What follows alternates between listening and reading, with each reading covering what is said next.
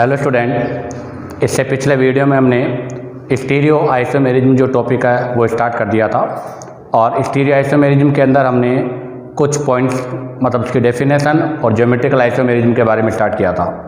Last की video में हमने ज्योमेट्रिकल आइसोमेरिज्म की कंडीशन कंप्लीट कर ली थी।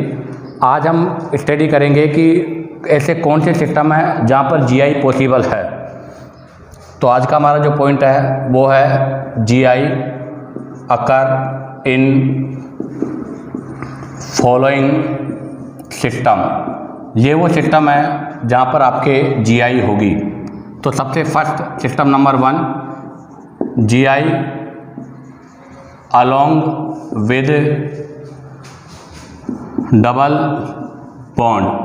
बॉन्ड के अलोंग जीआई। तो हमारा सबसे फर्स्ट पॉइंट है GI along with double bond.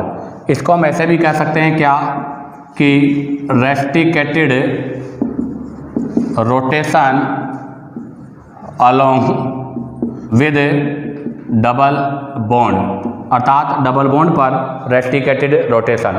तो आपका जो फर्स्ट है GI along with double bond, इसमें कौन कौन से सिस्टम है? तो फर्स्ट जीआई इन एल्कीन, अर्थात GI in double bond between carbon and carbon.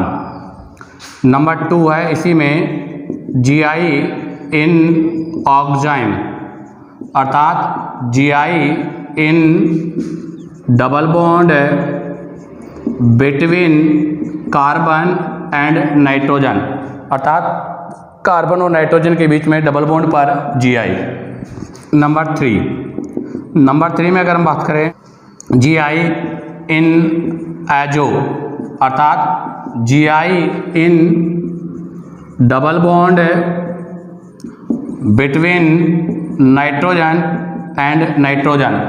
कहने का मतलब यहाँ पर C डबल बॉन्ड C, यहाँ C डबल बॉन्ड NOH और यहाँ पे N डबल बॉन्ड N। तो यहाँ पर जो जीआई हो रही है वो डबल बॉन्ड रेस्पेक्ट में हो रही है। इसी में आता है नंबर 4, जीआई इन पॉली एल्कीन सिस्टम, अर्थात आपका जो जीआई है वो पॉली एल्कीन सिस्टम में, और पॉली एल्कीन सिस्टम को हम क्या बोलते हैं? एलिन्स, जीआई इन एलिन्स। तो ये आपका फर्स्ट पोर्शन कंप्लीट हुआ कि GI along with double bond जो है वो एल्कीन, ऑक्साइम, एजो और पॉली इन्स में होता है। अब हम बात करेंगे इसी में सेकंड में आएगा जीआई अलोंग विद रिंग। ध्यान दें, अब की बात जो जीआई होगी वो अलोंग विद रिंग है। इसका मतलब क्या हुआ? इसका मतलब हुआ restricted rotation along with single bond या डबल बॉन्ड, कुछ भी हो सकता है, अलोंग विद रिंग के रेस्पेक्ट में। और इसको हम क्या बोलेंगे?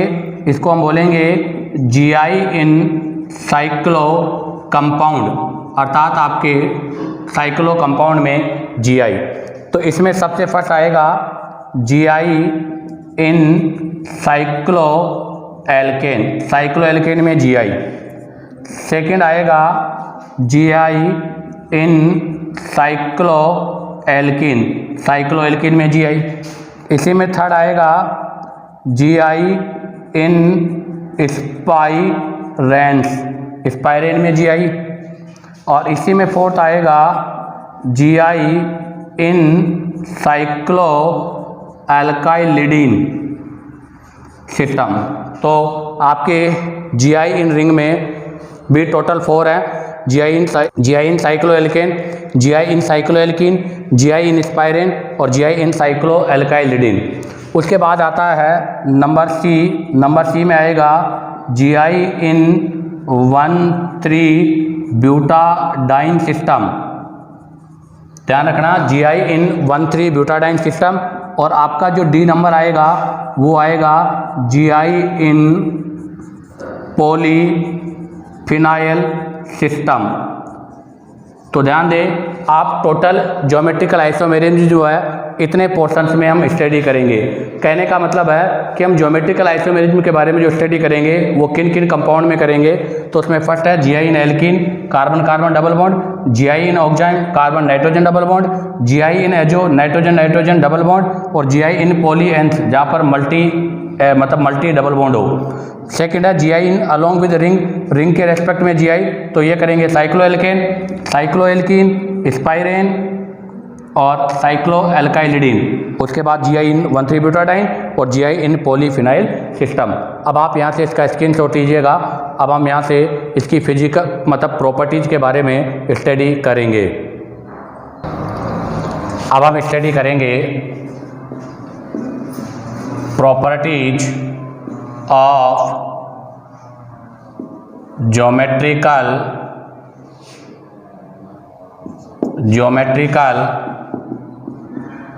आइसोमर्स। अब हम ज्योमेट्रिकल आइसोमर्स की प्रॉपर्टीज के बारे में स्टडी करेंगे।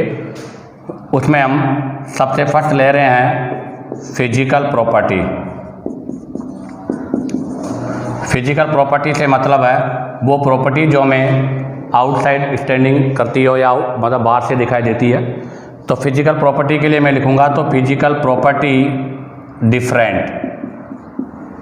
ध्यान दें, इनकी जो फिजिकल प्रॉपर्टीज होती है वो क्या होती है, डिफरेंट होती है। इसमें सबसे फर्स्ट स्टेबिलिटी। तो अगर स्टेबिलिटी में हम बात करें तो ट्रांस और सिस में से ट्रांस की स्टेबिलिटी सिस के कंपैरिजन में मोर है। इसका रीजन क्या है, तो इसका रीजन क्या है वो सुन लीजिएगा। ट्रांस में हम क्या लिखेंगे कि ट्रांस में आपके जो सेम ग्रुप होते हैं वो फार होते हैं, दूर होते हैं, इसलिए उनमें रिपल्सन कम होगा और रिपल्सन कम होगा तो उनकी स्टेबिलिटी क्या होगी, मोर होगी। तो ट्रांस के लिए लिखा जाएगा डिस्टेंस बिटवीन सेम ग्रुप मोर, अर्थात सेम ग्रुप के बीच में डिस्टेंस क्या होती है, मोर। अगर डिस्टेंस मोर होगी तो इसका रिजल्टेंट क्या होगा, लेस रिपल्सन होगा, और अगर लेस रिपल्सन होगा तो इसका मतलब क्या होगा, मोर स्टेबल भी होगा। जबकि सिस के अंदर क्या होता है, distance between same group less, अर्थात सेम ग्रुप के बीच में डिस्टेंस लेस होती है और लेस होने की वजह से यहाँ पर क्या होगा, मोर रिपल्सन होगा। अगर मोर रिपल्सन होगा तो इसकी स्टेबिलिटी मोर होगी या लेस होगी, लेस होगी, तो ये क्या होगा, लेस स्टेबल होगा। तो इसके लिए एक एग्जांपल लिया मैंने, HC double bond C methyl, यहाँ पर भी मिथाइल और यहाँ पर हाइड्रोजन, हमने लिया है 2-ब्यूटीन। अब बताइएगा कौन सी ब्यूटीन है ये, सिस 2-ब्यूटीन। और अब हम ले रहे हैं HC double bond C CH3 HCH3, ये क्या हो गया, ट्रांस 2-ब्यूटीन, ये ट्रांस 2-ब्यूटीन हो गया। अब आप देखिएगा सिस 2-ब्यूटीन में आपके बोथ बल्की ग्रुप सेम साइड है, जबकि इसमें बोथ बल्की ग्रुप अपोजिट साइड है। तो यहाँ बल्की ग्रुप सेम साइड है तो यहाँ रिपल्सन मोर होगा, और रिपल्सन मोर होने की वजह से इसकी स्टेबिलिटी लेस होगी। तो क्या लिखा जाएगा यहाँ पर, यहाँ लिखा जाएगा बल्की ग्रुप आर क्लोजर। आपके बल्की ग्रुप क्लोजर हैं तो आप क्या लिखोगे, मोर स्टेरिक हिंड्रेंस होगी, और मोर स्टेरिक हिंड्रेंस होने से यहाँ पर रिपल्सन भी क्या होगा, मोर होगा। तो मोर रिपल्सन, और अगर मोर रिपल्सन होगा तो ये क्या होंगे, लेस स्टेबल होगा।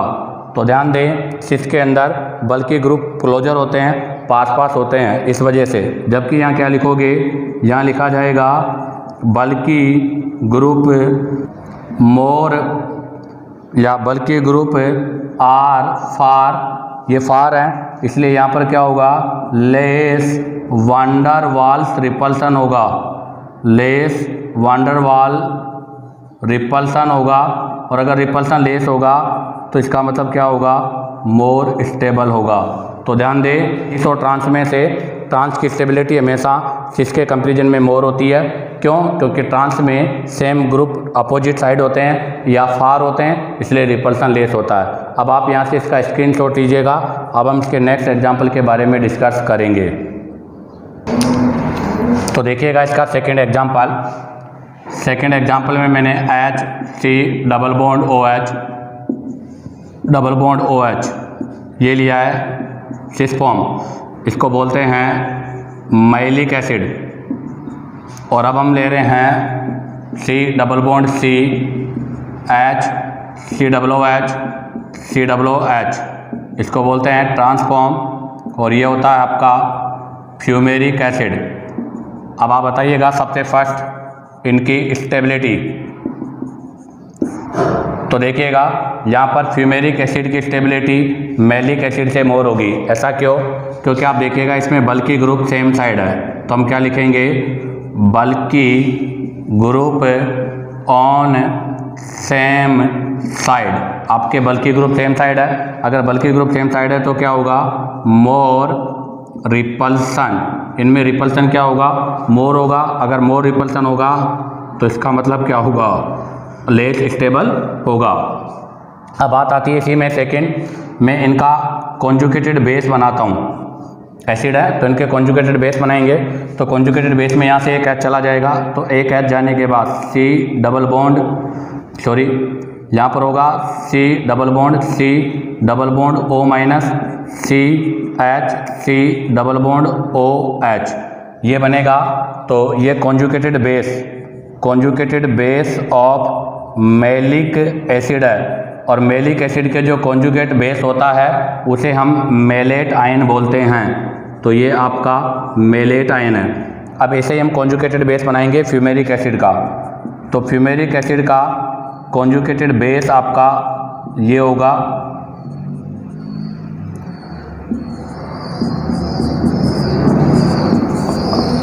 ये बन गया conjugated base of fumaric acid, और इसको हम क्या बोलते हैं, फ्यूमरेट। ये मेलेट है और ये फ्यूमरेट है, तो ये फ्यूमरेट बन गया।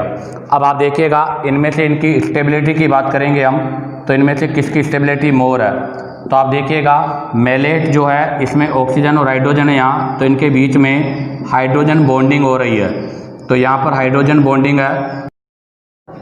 जबकि आप देखिएगा यहाँ पर H, जबकि आप यहाँ देखिएगा यहाँ पर ये दोनों अपोजिट साइड है, और अपोजिट साइड होने की वजह से यहाँ पर इनमें हाइड्रोजन बॉन्डिंग पॉसिबल नहीं है। तो इसका मतलब स्टेबिलिटी किसकी ज़्यादा हुई, malate is more stable than fumarate. तो हम क्या लिखेंगे, more stable conjugated base by hydrogen bonding. यहाँ पर हाइड्रोजन बॉन्डिंग हो रही है इसलिए मोर स्टेबल कॉन्जुगेटेड बेस है। जबकि हम यहाँ क्या लिखेंगे, less stable conjugated base because no hydrogen bonding. यहाँ पर हाइड्रोजन बॉन्डिंग नहीं है। अब हमें पता है कि मोर स्टेबल अगर कॉन्जुगेटेड बेस होगा तो उसकी एसिडिक स्ट्रेंथ भी क्या होगी, मोर होगी। इसका मतलब आपका मेलिक एसिड जो है वो फ्यूमेरिक एसिड से मोर एसिडिक होता है। अब आप यहाँ से इसका स्क्रीनशॉट लीजिएगा। अब हम इसका कंक्लूजन यहाँ से राइट डाउन करेंगे। तो क्या कंक्लूजन है, तो हम क्या लिखेंगे, malate is more stable than fumarate. तो ध्यान रखना आपका जो मेलेट आयन है वो फ्यूमरेट आयन से मोर स्टेबल है। तो कंक्लूजन क्या निकला, तो यहाँ से कंक्लूजन यह है कि अगर हम स्टेबिलिटी की बात करें तो स्टेबिलिटी जो है वो मैलिक एसिड के कंपेयर में, मैलिक एसिड और फ्यूमेरिक एसिड, तो यहाँ पर फ्यूमेरिक एसिड की स्टेबिलिटी मोर है। बट एसिडिक स्ट्रेंथ की अगर हम बात करें तो एसिडिक स्ट्रेंथ का ऑर्डर इन्वर्स हो जाएगा। आपका जो मैलिक एसिड है वो फ्यूमेरिक एसिड से मोर एसिडिक होगा। अब यहाँ से मैं आपको दो फॉर्मूले और बताता हूँ क्योंकि बच्चे मोस्टली इनके अंदर बहुत ज़्यादा कन्फ्यूजन होते हैं। मैंने अभी लिखा है मैलिक, तो देखिएगा अभी अपन ने लिखा था C double bond COOH H, इसको बोला जाता है मैलिक एसिड। लेकिन अगर हम इसकी बात करें OH COOH ऐसा बना दें ये, तो इसको बोला जाता है मेलोनिक एसिड। और अगर हम इसको इस तरह से बना दें, यहाँ पर एक OH ग्रुप लगा दें, तो अगर हम यहाँ पर एक OH ग्रुप लगा देंगे तो ये आपका बन जाएगा मैलिक एसिड। तो ध्यान दें, आपका ये मैलिक एसिड है, ये मेलोनिक एसिड है और ये मैलिक एसिड है। इनके स्ट्रक्चर में मोस्टली कन्फ्यूजन रहता है, हमें इनमें कन्फ्यूजन नहीं होना चाहिए। अब आप यहाँ से इसका स्क्रीनशॉट लीजिएगा। अब हम नेक्स्ट एग्जाम्पल के बारे में डिस्कस करेंगे। तो देखिएगा, अब हम डिस्कस करेंगे एग्जाम्पल नंबर 3। एग्जाम्पल नंबर 3 में आइसोक्रोटोनिक एसिड और क्रोटोनिक एसिड। तो आइसोक्रोटोनिक एसिड होता है सिस फॉर्म, यह है सिस फॉर्म, और आपका जो क्रोटोनिक एसिड होता है वो होता है ट्रांसफॉर्म, ये क्रोटोनिक एसिड है। तो ध्यान दें, आपका जो आइसोक्रोटोनिक एसिड है वो सिस फॉर्म है और आपका जो क्रोटोनिक एसिड है वो ट्रांसफॉर्म है। अगर इसका हम IUPAC नेम की बात करें तो इसका IUPAC नेम क्या होगा? तो सिंपल सी बात है, 1 2 3 4 कार्बन के लिए ब्यूट, 2 पर डबल बॉन्ड है 2 इन, और 1 पर ओइक एसिड है 1 ओइक एसिड। ये इसका IUPAC नेम हो गया।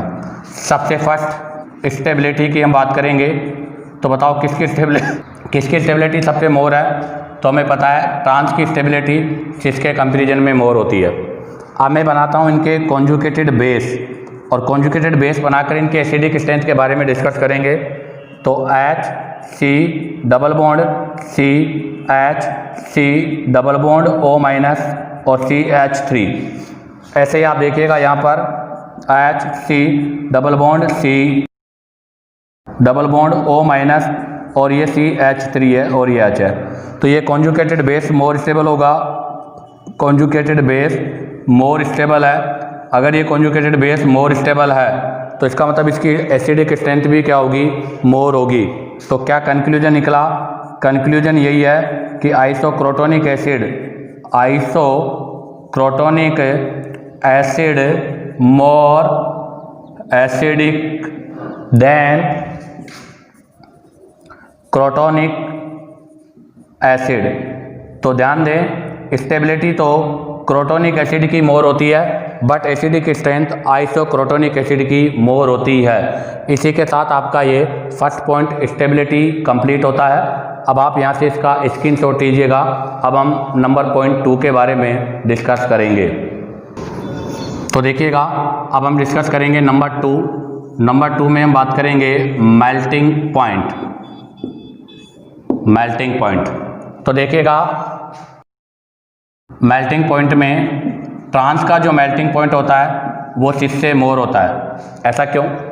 तो देखिएगा, मैं ट्रांस की स्ट्रक्चर को ड्रॉ कर रहा हूँ। तो ट्रांस की जो स्ट्रक्चर होती है वो इस फॉर्म में या इस तरह से हम ड्रॉ करेंगे।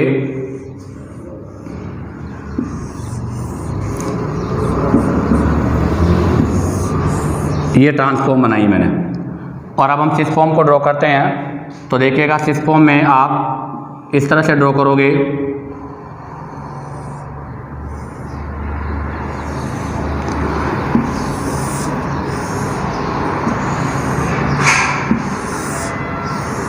ये सिस फॉर्म ड्रॉ की है मैंने। अब आप देखिएगा, यहाँ पर इनके बीच का जो गैप है वो कंटिन्यू सेम है, जबकि आप देखिएगा यहाँ पर गैप सेम है, बट यहाँ पर जो गैप है वो सेम नहीं है, वो डिफरेंट है। इसका मतलब ये मोर सिमेट्रिकल स्ट्रक्चर है और ये अनसिमेट्रिकल स्ट्रक्चर है। अगर ये मोर सिमेट्रिकल होगी तो ये मोर कॉम्पैक्ट होगी। कहने का मतलब यह है कि जो स्ट्रक्चर सिमेट्रिकल होती है उसमें बाइंडिंग कैपेसिटी मोर होती है, और बाइंडिंग कैपेसिटी मोर होने की वजह से उसको मेल्ट करने के लिए हाई टेम्परेचर की रिक्वायर्ड होती है। तभी तो हम बोल रहे हैं कि ट्रांस का जो मेल्टिंग पॉइंट है वो सिस से मोर है। तो क्या लिखा जाएगा यहाँ पे? यहाँ लिखा जाएगा मोर सिमेट्रिकल स्ट्रक्चर। आपको पता है ये मोर सिमेट्रिकल स्ट्रक्चर है। अगर मोर सिमेट्रिकल स्ट्रक्चर है तो हम क्या लिखेंगे? मोर कॉम्पैक्ट स्ट्रक्चर। अगर ये मोर कॉम्पैक्ट स्ट्रक्चर है तो इसकी क्लोज पैकिंग इफिशिएंसी भी मोर होगी। तो मोर क्लोज पैकिंग इफ़िशियंसी, और इसकी जो क्लोज पैकिंग इफ़िशियंसी है वो भी मोर है। तो इसकी सिमेट्रिकल मोर होने की वजह से मोर पैकिंग इफ़िशियंसी है, इसी वजह से हम क्या बोलेंगे, मोर मेल्टिंग पॉइंट। जबकि ये लेस सिमेट्रिकल स्ट्रक्चर है, और लेस सिमेट्रिकल स्ट्रक्चर होने की वजह से यहाँ पर जो आपका मॉलिक्यूल्स है या आपके जो एटम है उनके बीच में बाइंडिंग लेस है, और बाइंडिंग लेस होने की वजह से इसको ब्रेक करने के लिए हमें लेस टेम्परेचर की रिक्वायर्ड होती है। अब आप यहाँ से इसका स्क्रीनशॉट लीजिएगा। अब हम नेक्स्ट पॉइंट नंबर सी के बारे में डिस्कस करेंगे। तो देखिएगा, अब हम सी पॉइंट के बारे में डिस्कस करेंगे। सी पॉइंट है डाइपोल मोमेंट। तो अब हम डाइपोल मोमेंट के बारे में स्टडी करेंगे। डाइपोल मोमेंट होता है mu equal to Q into D. कहने का मतलब है चार्ज इंटू डिस्टेंस, इसी को हम डाइपोल मोमेंट बोलते हैं। और डाइपोल मोमेंट की जो यूनिट होती है वो होती है डेबाई। हाँ, और ध्यान रखना ये एक वेक्टर क्वांटिटी है, यहाँ हम डायरेक्शन भी शो करेंगे। तो अगर हम ऑर्डर की बात करें डाइपोल मोमेंट का, तो डाइपोल मोमेंट के ऑर्डर में हम लिखेंगे जनरली। ध्यान दें, अब हमारे वर्ड जनरली चलेंगे। जनरली ट्रांस और सिस में से सिस का डाइपोल मोमेंट जो होता है वो ट्रांस से मोर होता है। ध्यान रखना, जनरली वर्ड मैंने यूज किया है, ऑलवेज ऐसा नहीं होगा। तो हम इसको ऐसे लिखेंगे, generally dipole moment of cis is more than trans. तो ध्यान रखना, ट्रांस के कंपैरिजन में सिस का डाइपोल मोमेंट मोर होता है। अब इसको हम एक एग्जांपल से एक्सप्लेन करते हैं। मैंने एग्जांपल लिया है 2 ब्यूटीन। तो देखिएगा 2 ब्यूटीन में H C double bond C CH3 H, ये लिया है सिस फॉर्म। ऐसे ही देखिएगा H C double bond CH3 यहाँ पर H, ये लिया है मैंने ट्रांसफॉर्म। अब आप देखिएगा En, आपको पता है डबल बॉन्डेड है, इसकी इलेक्ट्रोनेगेटिविटी मोर है, तो इसका En है 2.75 और इसका En है 2.5। तो आपको पता है कि यहाँ पर जो भी हम डायरेक्शन करेंगे वो लेस En से मोर En की ओर होगी।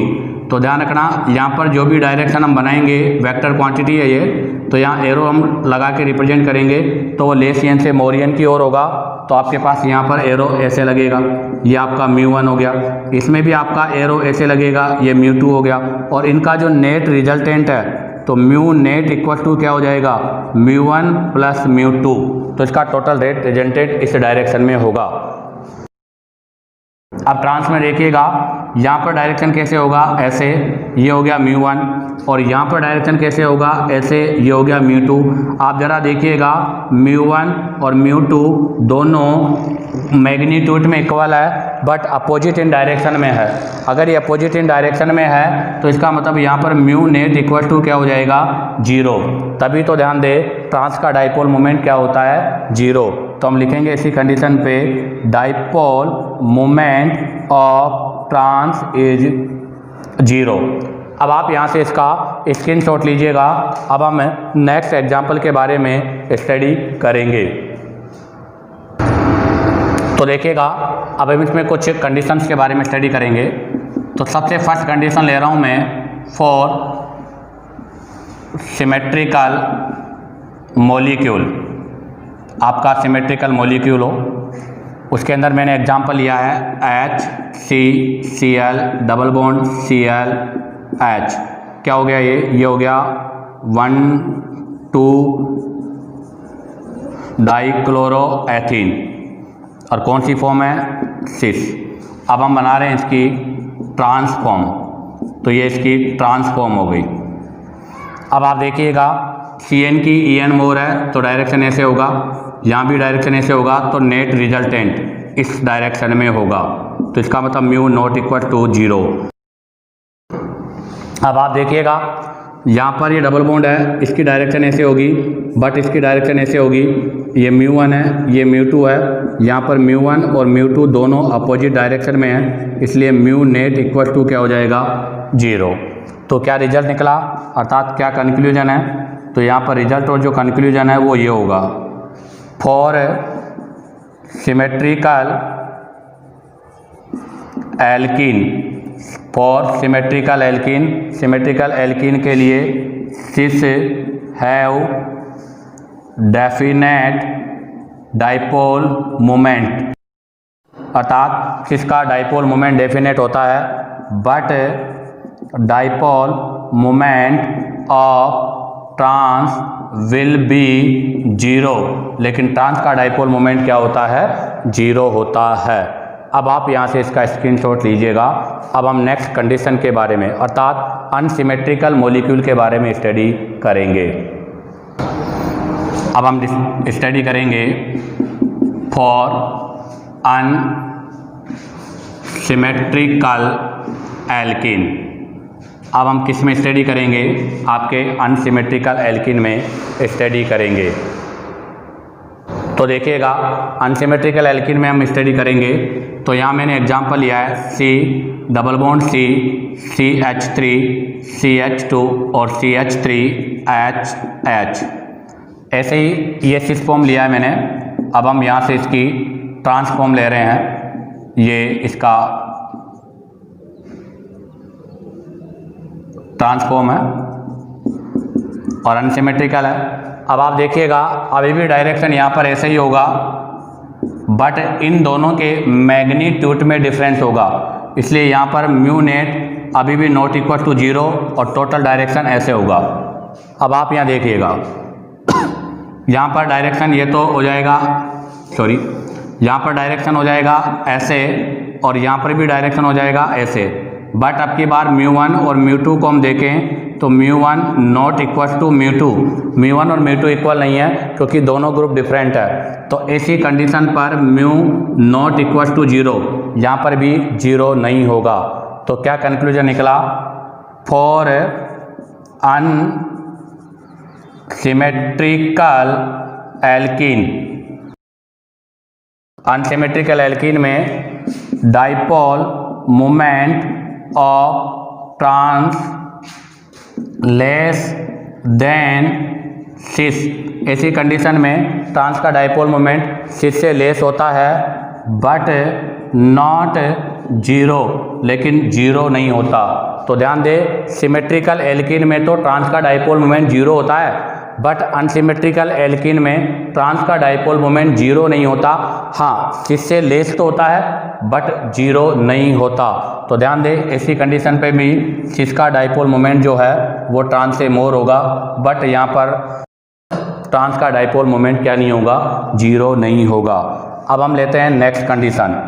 नेक्स्ट कंडीशन है कि व्हेन बोथ सब्स्टिट्यूएंट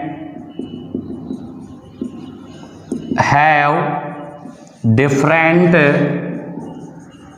नेचर, अगर आपके बोथ सब्स्टिट्यूएंट का जो नेचर है वो डिफरेंट हो तो ऐसी स्थिति पर फिर क्या होगा।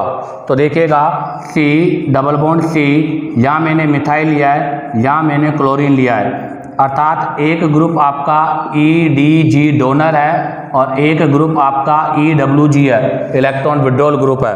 ये कौन सी फॉर्म है, ये है सिस फॉर्म। अब आप देखिएगा HC डबल बॉन्ड, यहाँ पर मैं अब ट्रांसफॉर्म बनाने जा रहा हूँ, तो ये इसकी ट्रांसफॉर्म है। अब आप ज़रा देखिएगा यहाँ पर डायरेक्शन क्या होगी, तो इसके बारे में अगर हम बात करें तो यहाँ पर डायरेक्शन ये होगी और यहाँ पर डायरेक्शन ऐसे होगी। तो आप देखिएगा यहाँ पर दोनों डायरेक्शन अपोजिट में है, तो यहाँ पर mu net equal to zero तो नहीं होगा क्योंकि इनकी डायरेक्शन अपोजिट है, बट यहाँ पर μ1 नॉट इक्वल टू μ2 है।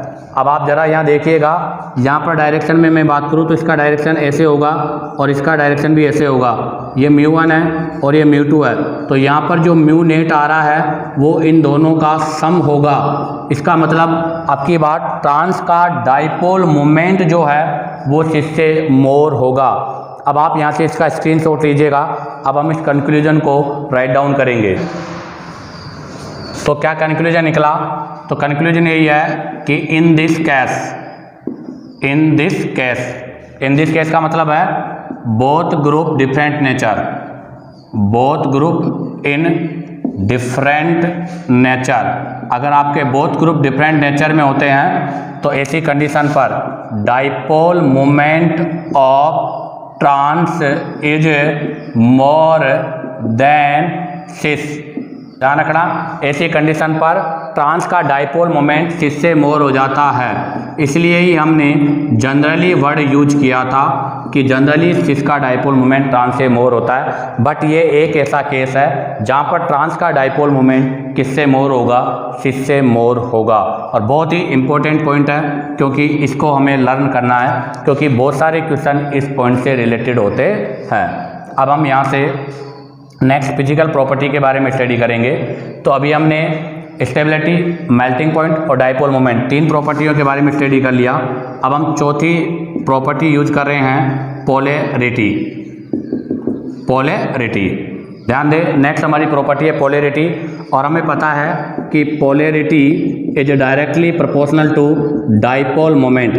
पोलैरिटी जो होती है वो डाइपोल मोमेंट के डायरेक्टली प्रोपोर्शनल होती है। तो इसका मतलब क्या हुआ, इसका मतलब हुआ कि जनरली सिस की पोलैरिटी जो है वो ट्रांस से मोर होगी। हम ऐसे बोलेंगे कि cis is more polar than trans.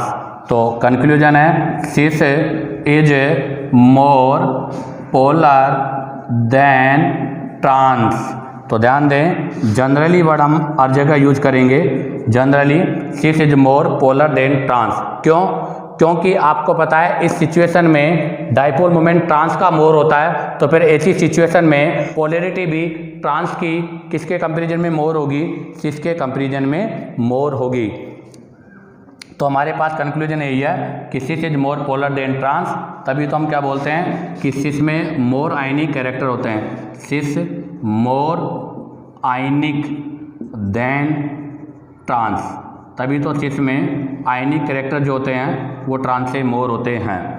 अब हम बात करेंगे नेक्स्ट पॉइंट नंबर ई। नेक्स्ट पॉइंट नंबर ई में आता है boiling point. Boiling point, boiling point क्या है? तो ध्यान दें, boiling point is also depend on polarity. आपका बॉइलिंग पॉइंट जो है वो पोलैरिटी पे डिपेंड करता है। जिसकी पोलैरिटी मोर होगी, कहने का मतलब है मोर पोलर जो होते हैं, मोर पोलर कंपाउंड जो होंगे उनका बॉइलिंग जो पॉइंट है वो भी क्या होगा, मोर होगा। तो हमें पता है कि जनरली सिस का डाइपोल मोमेंट या पोलैरिटी ट्रांस से मोर है, तो बॉइलिंग पॉइंट भी इसी का मोर होगा। तो हम क्या बोलेंगे, generally cis is more than trans. अब हम इसको कंक्लूजन के रूप में लिखेंगे। आप यहाँ से इसका स्क्रीनशॉट लीजिएगा। तो देखिएगा क्या कंक्लूजन है। तो कंक्लूजन यही है कि बॉइलिंग पॉइंट, जनरली बॉइलिंग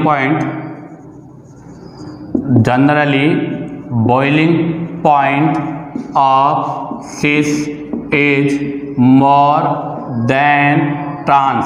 तो ध्यान दें, कंपेयर में ट्रांस के कंपेयर में सिस का बॉइलिंग पॉइंट मोर होता है। क्यों? उसका रीजन क्या है? तो उसका रीजन यह है cis is more polar than trans, क्योंकि सिस की पोलैरिटी ट्रांस के कंपैरिजन में मोर होती है। अब हम यहाँ से नेक्स्ट प्रॉपर्टी, तो हम नेक्स्ट प्रॉपर्टी के बारे में डिस्कस करेंगे। तो अभी हमने स्टेबिलिटी के बाद में सेकेंड आपका मेल्टिंग पॉइंट, थर्ड आपका dipole moment, 4 polarity, 5 boiling point.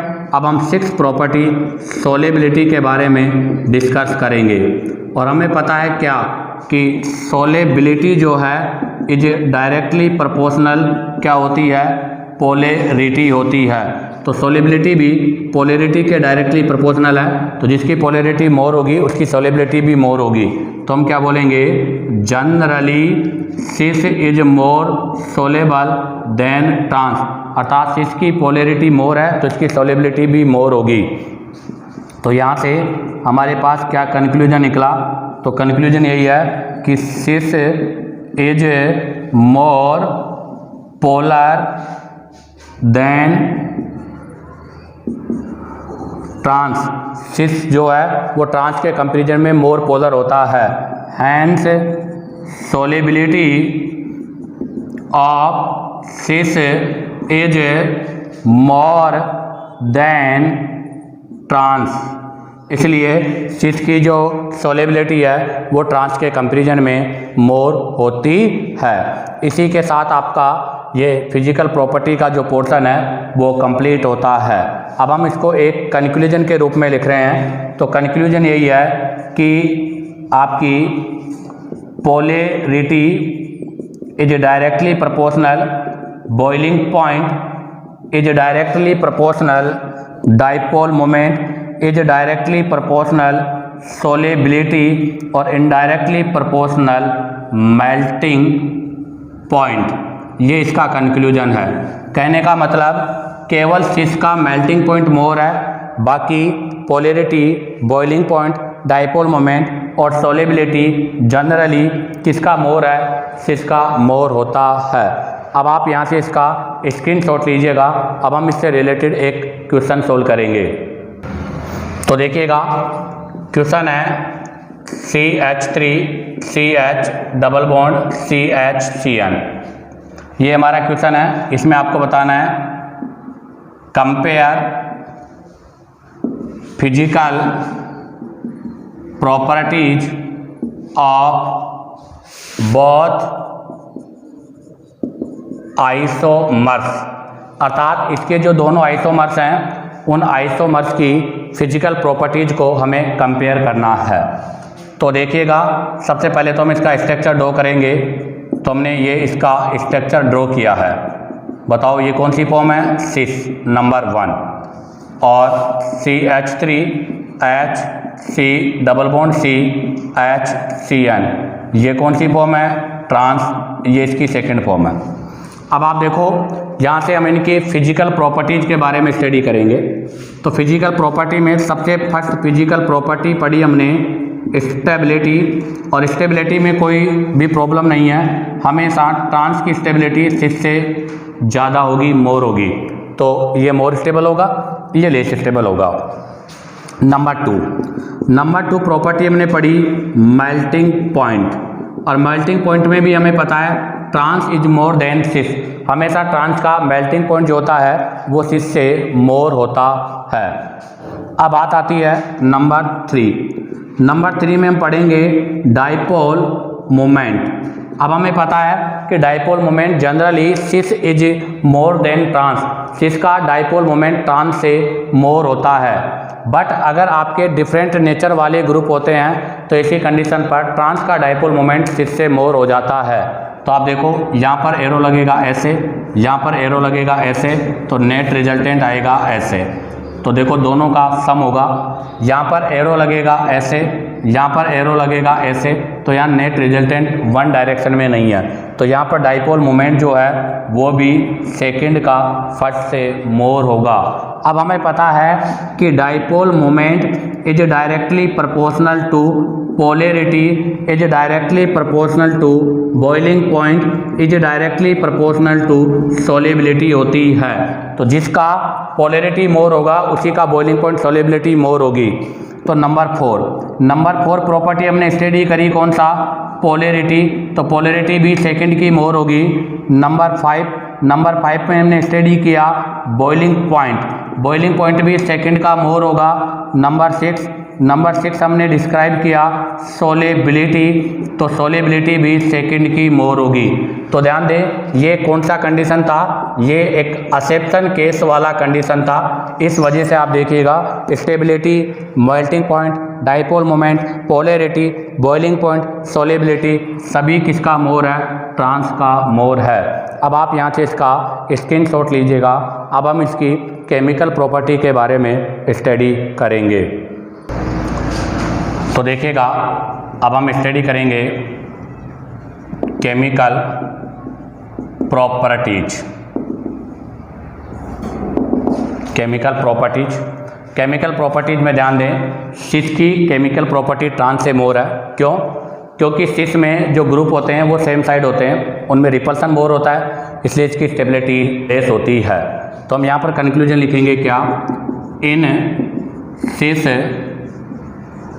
Isomers, आपके जो सिस आइसोमर्स होते हैं both functional group on same side, आपके दोनों जो फंक्शनल ग्रुप होते हैं वो सेम साइड होते हैं, hence easily react to each other and form cyclic compound, और दोनों एक दूसरे से ईजिली रिएक्शन करके साइक्लिक कंपाउंड का फॉर्मेशन करते हैं।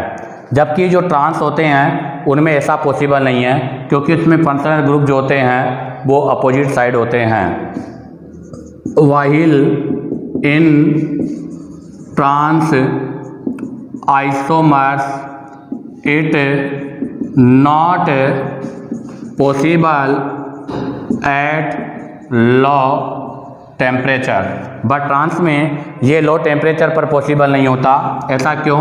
बिकॉज सेम, मतलब आपके जो ग्रुप होते हैं वो अपोजिट डायरेक्शन में होते हैं। Because group in opposite direction, वो आपके अपोजिट डायरेक्शन में होते हैं। अब हम यहाँ से इसका एक एग्जाम्पल, मतलब एक एग्जाम्पल के बारे में स्टडी करेंगे।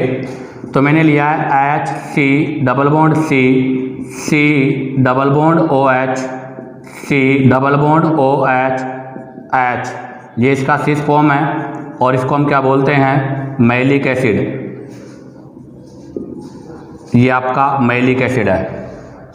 अगर इस मैलिक एसिड को हम हीट करेंगे 140 डिग्री सेंटीग्रेड पर, 140 डिग्री सेंटीग्रेड पर, तो यहाँ से वाटर मॉलिक्यूल्स रिमूव हो जाएगा, और वाटर मॉलिक्यूल्स के रिमूव होने से, वाटर मॉलिक्यूल्स के रिमूव होने से यहाँ पर एनहाइड्राइड का फॉर्मेशन होगा। इसको बोलते हैं मैलिक एनहाइड्राइड। ये आपका मैलिक एनहाइड्राइड का फॉर्मेशन हो गया। बट अगर हम इसकी ट्रांसफॉर्म लेते हैं, अगर इसी के हम ट्रांसफॉर्म लेते हैं तो ऐसी कंडीशन पर रिएक्शन पॉसिबल नहीं है, क्योंकि उसमें बोथ ग्रुप डायरेक्शन में होते हैं, इसलिए रिएक्शन नहीं होता। लेकिन अगर ये रिएक्शन हम 170 से above, temperature greater than 170 degree centigrade, अगर हम टेम्परेचर 170 डिग्री सेंटीग्रेड से मोर लेते हैं तो ऐसी कंडीशन पर रिएक्शन पॉसिबल हो जाता है, और ऐसी कंडीशन पर आपके पास जो है मैलिक एनाइडाइड का फॉर्मेशन हो जाता है। तो कहने का मतलब यही है कि सिस की स्टेबिलिटी लेस है तो उसकी रिएक्टिविटी मोर होगी, और ट्रांस की स्टेबिलिटी मोर है तो उसकी रिएक्टिविटी लेस होगी। तो हमारे पास यहाँ से कंक्लूजन क्या बना? तो हमारे पास कंक्लूजन यह है कि अगर रिएक्टिविटी ऑर्डर की अगर हम बात करें तो cis is more reactive than trans. अब आप यहाँ से इसका स्क्रीनशॉट लीजिएगा। अब हम इसका सेकंड पॉइंट स्टडी करेंगे। तो देखिएगा, अब इसमें हम सेकंड प्रॉपर्टी लेंगे, हाइड्रोजन बॉन्डिंग। अब हम यहाँ से सेकंड प्रॉपर्टी हाइड्रोजन बॉन्डिंग के बारे में स्टडी करेंगे। तो हमें पता है ये इसका सिस फॉर्म है, ये मैंने सिस फॉर्म बना दिया, ये सिस फॉर्म,